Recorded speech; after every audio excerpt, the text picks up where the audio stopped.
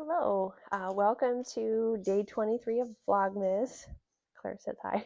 Uh, Today I'm going to show you a quick update of all of the socks I've been working on and a few of the other little projects and things that I've been getting up to. So let me get started. So I finished my scrappy Advent socks this morning. I timed it. It took about 30 minutes per sock to weave in all of the ends. I always forget how long that takes. So this is just I don't know, it's a pattern on Ravelry. It was knit along a long time ago where they would basically do a different color motifs, and I just always did mine with solid. But basically, you count down with the number of rows all the way to Christmas. So you start with 24 rows, and then you end up with one row at the bottom. And so it's a lot of fun. The top is a Knit Picks tonal. It's the old, I think it's like Grant's Past colorway. I don't know if they still make it. And then all of the minis were for Haverland yarn. She used to do where you would get grab bags with little bobbins of yarn. And then I did the contrast heel flap. And then I used the last color for the toe, and I tried to make them coordinate. So this one seemed to work well with this part, and this one seemed to work well. I typically, when I get closer to the bottom, I'll start opening more days and then managing the colors a little bit. I don't know if I'm going to make these again next Christmas season. I might make them in November instead, my birthday month, and just like a birthday advent, because I enjoy having these socks for the Christmas season, but I think I would rather knit on Christmas yarn or like my Christmas blanket, which I didn't touch this year. Anyway, so I have a finished pair of socks for Christmas Eve tomorrow. The next pair I lost at Yarn Chicken. Oh, hang on, before I do that, let me show you the leftovers. So this is all the leftovers from the Haverland sock, and I just kind of put them on here, gobstopper style. I don't know if that's the right term. And so these will go in one of my leftover blankets. Anyway, I lost at Yarn Chicken, and I tried to make it look like it was on purpose, and I'm just going with it. So here is one of the finished socks. So like from here, it looks so cute. And then I ran here. So this is what I ended up doing. So I tried to make both socks match. I realized it wasn't going to work. So I was like, all right, I stopped and started the next sock. That way I could get them as close to matching as possible. And I was able to do that, I think within 2 rows of difference. And it's just a simple pattern. It's basically a knit 3, purl 1, and then every other round you just knit. So it's kind of like you get rest rounds. And then I did a contrasting heel flap and gusset. And then I had a little bit of the red left, so I did a stripe of the red. I tried to mirror about how much of the cream I had here and did that with the chocolate milk color. And then I'm just striping the mini skein with the brown all the way to the bottom. And then I did a little bit of a white tip on the toe. I don't know if I'll do that on the other sock or not. But anyway, I figure like if I am wearing shoes, nobody will know the difference. Or if I'm wearing like leggings that are like more like boot cut leggings, then again, nobody will know the difference. But they're cute. They're scrappy. This is how much yarn I have left. This was a Nora George DK sock advent, and I think I probably didn't read the description that 70 grams of yarn is not enough to make a complete pair of socks. Now I know that is pretty much taking like 2 weeks of her advent to make one pair of socks, but that's okay. I have some other yarn from this advent that I will make a pair of socks with next fall, with whatever leftovers from here, and I will just know in advance going in that when I design the color striping or how I want to do it, that I need to take that into account. So anyway, those I hope to finish today. I'm going to focus on those. They knit up fast because they're DK, and that way I have some Christmas Day socks that are brand new as well. The next one, this is Molly at the Homespun House. This was her Christmas Morning Creeks colorway, which went with one of her advent calendars from a couple years ago. And this is what I have so far. I'm doing my version of the Indoorsy socks, which is a free pattern on Ravelry. I think the pattern on Ravelry calls for the sock yarn to be held with a mohair, which I'm not doing. But it has a really long ribbed cuff, and then it switches to where the front is ribbed and then the back is stockinette. And it looked really cool in the picture.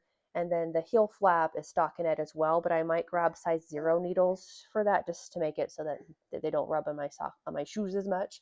But anyway, that's what I have so far. It's sparkly. The little flashes of color are really pretty. It's gorgeous sock yarn. It's been in my stash for a while, so I'm glad to use that.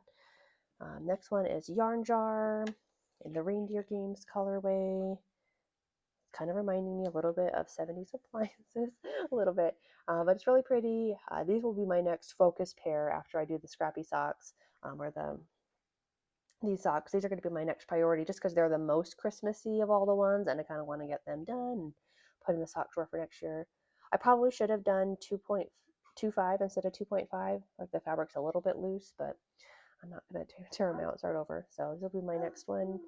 I love it when they do this with the self-striping yarn. I might wrap other self-striping yarns in my stash this way because it's so inviting to want to stitch on when it looks like that. Next up is another Molly of Homespun House. I feel like this should be sponsored. It's not.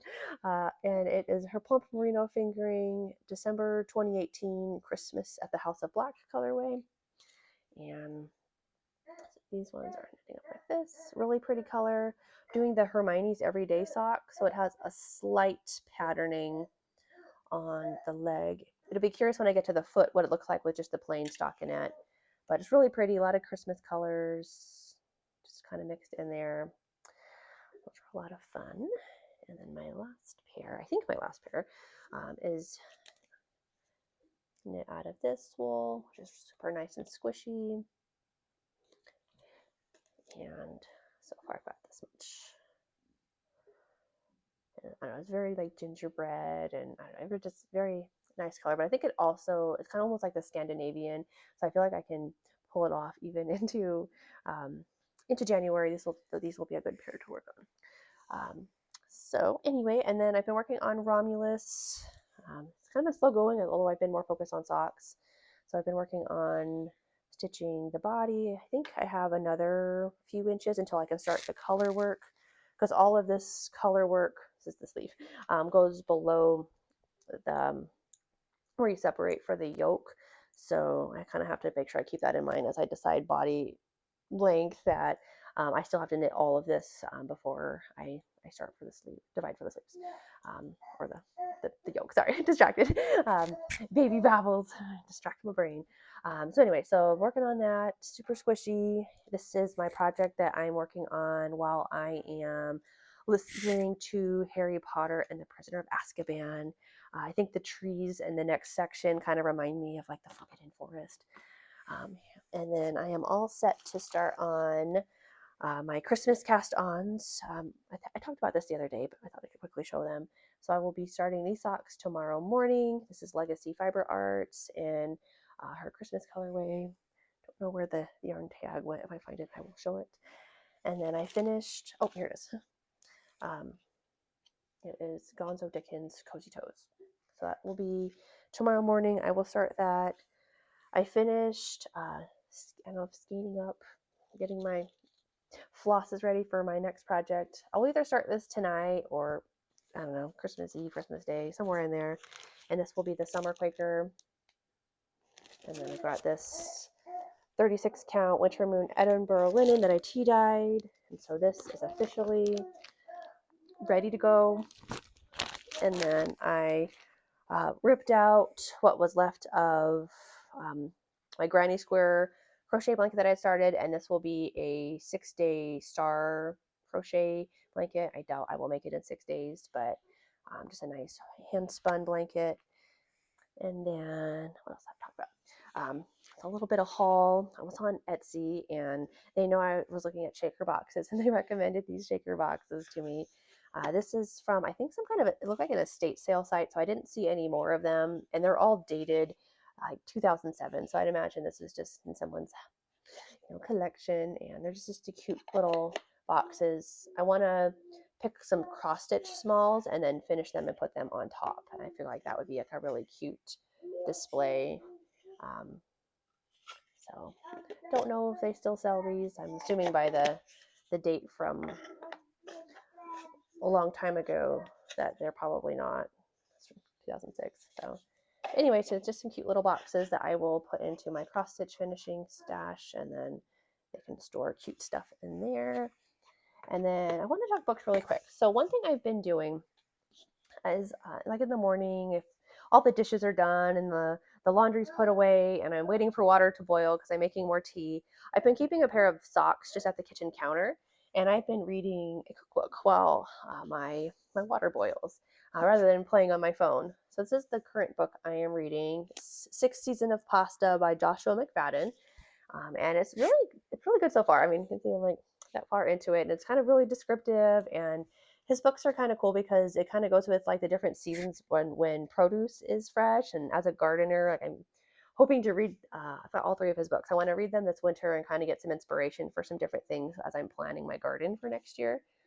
Anyway, I'm enjoying that, and I find that it's way more enjoyable than just scrolling on my phone for 5 minutes while I wait for something to boil. The other thing I like to do and to try and get more reading time in while still knitting is I sit at a coffee table here, so I'll lay a book out flat, and sometimes I'll put coasters on it if the book wants to close, and I just knit stockinette at night. And this is the book I just finished. It's The Briar Club by Kate Quinn. I saw that I saw in Dandelion Dogwood that Amy was reading this. I was like, oh, I have that book. So I went up and grabbed it and read it. It's good. It's a historical fiction set in the 50s. And at the end, it gets like very exciting. I'm usually not a murder mystery girl, but it was interesting. I like the historical context of that. So that one's all done. And then the next book I'm going to start is The Paradise Problem by Christina Lauren. I wanted something hopefully set somewhere tropical or beachy, which, judging the book by the cover, I'm assuming it is. But I wanted to just do a couple of like beachy reads over the next week or two. Just it's the gray season here in Oregon, and I thought that that would be fun. Before I forget, I am wearing an Advent sweater from a couple years ago. I don't remember the pattern, and I don't know that I would recommend it anyway because the circular yoke didn't lay perfectly flat. But there's tons of patterns on Ravelry where they're designed to be held with a fingering and a mohair, or if you found any DK pattern, there's plenty of free patterns. And basically, I used one of my Advent calendars held with a darker gray mohair to kind of mute the colors, and I did a pullover. I did a folded hem, which I did not do correctly. So it looks like a twisted hem. I'll pretend like that was on purpose. It was not. And just kind of knit stripes until I got to the end. It's kind of cropped, but in overalls, it doesn't matter. So it'd be a cozy sweater to wear today. The one thing that I will note about doing this with Advent minis is that it's fun through here, and then when you get to the sleeves and the body, you have to knit a stripe on one sleeve and then use the same skein on the other sleeve and the body. So it does become a little bit tedious that way, but I don't know, it's a cute way to use up leftovers or mini skeins. And then I think this was from the full skein that came with the Advent calendar. I use this for the cups. So anyway, thank you so much for watching my little Vlogmas this year. I plan on making lots more videos on quilting and cross stitch and knitting and other projects that I'm working on. Thank you to everyone who's subscribed and has watched my videos. This has been so much fun, and I hope you have a good rest of your holiday season, and I will film some more videos in the next couple days.